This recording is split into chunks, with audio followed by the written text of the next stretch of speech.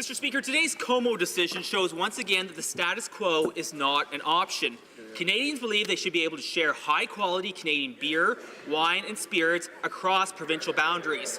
But pages upon pages of exemptions on alcohol and secretive working groups shows that the Canadian Free Trade Agreement has failed consumers and has failed local businesses. Will these Liberals commit today to allow direct-to-consumer sales of alcohol across the country?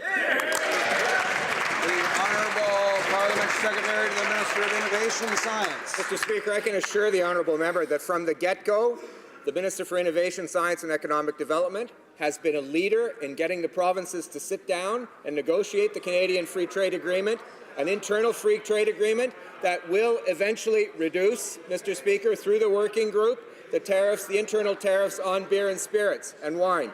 Mr. Speaker, we believe in cooperative federalism. We believe that the solution to this question of freer movement of beer, wine and spirits resides in getting all of the provinces to sit down together and to come up with a solution. That's what we're doing.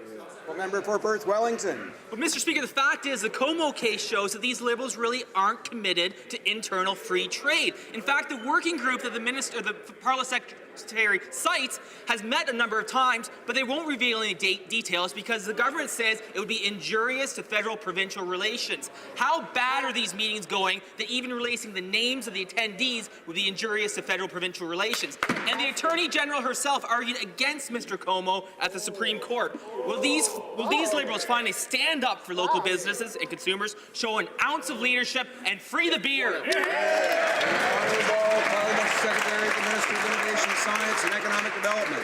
Mr. Speaker, I guess the question before the Supreme Court was to free or not to free. That was the question. They came up with their answer, Mr. Speaker. Our approach, Mr. Speaker, has been the same from the get-go.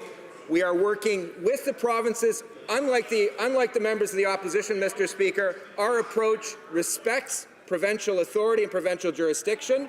Our minister has shown leadership in getting the provinces to sit down and put together a Canadian Free Trade Agreement, and that agreement will eventually result in the free movement of beer and spirits, but only when the working group reports and the provinces agree.